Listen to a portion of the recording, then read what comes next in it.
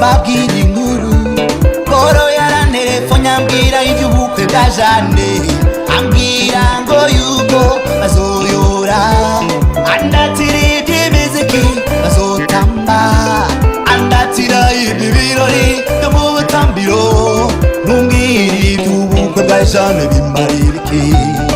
Nanjye nari mvuye mu masengesho nibuka amasezerano Imana yavuganye natwe, ndamubwira nti no mu Mana turatamba kandi zuba twimenyereza ingene tuzotamba mu ijuru, kandi no muri Yesu turayora.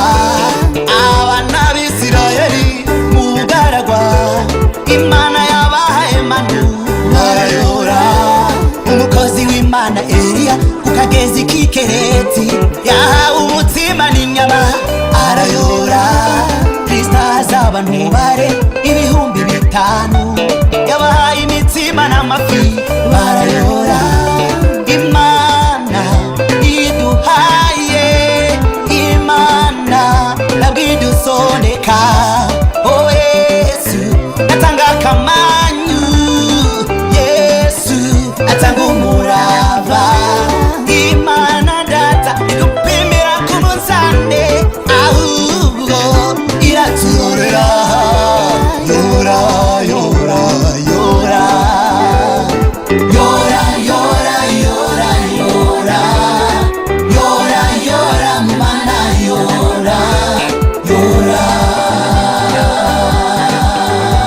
Umva umunezero wacu muba kubyo tubona, ari kuva kucyo twagira muri Kristo Yesu, yatanze umwana wayo w'ikinege ku bwacu, izoburitse kutugirira neza muri we, kanatsinda ko tumufise tucaranye ubuhiye, kuko turi abaraganwa abana mu rugo, ibyo afise byose azotuyorera, amahoro niwe yatanga azotuyorera, umunezero azotuyorera, amagara meza azotuyorera, amavuta icyubahiro kuduzwa azotuyorera, ubutunzi nyakuri n'Imana ibutanga.